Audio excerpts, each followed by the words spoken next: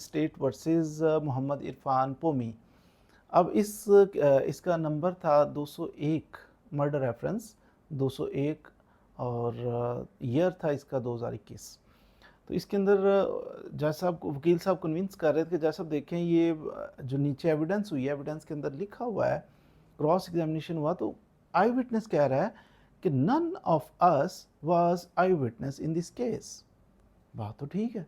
जब वो कह रहा है, खुद कह रहा है गवाह कि नन ऑफ अस, हम में से कोई भी चश्मदीद गवाह नहीं था इस केस का, तो फिर तो बरी होना बनता है। लेकिन जज साहब ने कहा नहीं, ऐसा नहीं है।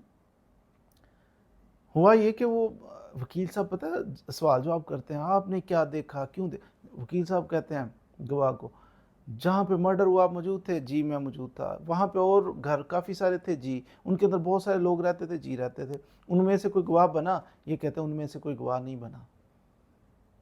अब जज साहब ने उसने कहा उनमें से कोई गवाह नहीं बना। जज साहब ने टाइप करवाया स्टेनो, तो टाइप क्या करवा रहे हैं?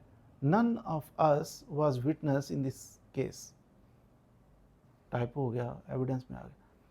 अब उसका फ़ायदा वकील साहब लेना चाह रहे हैं। जज साहब ने कहा हाई कोर्ट में, उन्होंने कहा नहीं भाई, बाकी सारी एविडेंस में वो कहता है हम आई विटनेस हैं।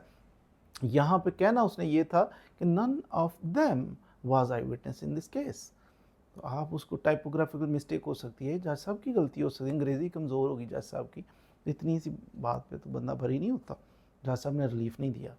साथ जज साहब ने डायरेक्शन भी दी सारी लॉर्ड जुडिशरी को, सेशन जजेस जितने भी थे मजिस्ट्रेट, उन्होंने कहा भाई देखो, अगर आप कभी एविडेंस रिकॉर्ड करते हो ना अंग्रेज़ी में, तो आपको चाहिए साथ उर्दू के अंदर तर्जुमा करके गवाह को बताएं भी कि ये आप स्टेटमेंट दी और ये मैंने लिखा है, उसे भी तो समझ लगे मैंने क्या बयान दिया और जज साहब ने क्या लिखा है।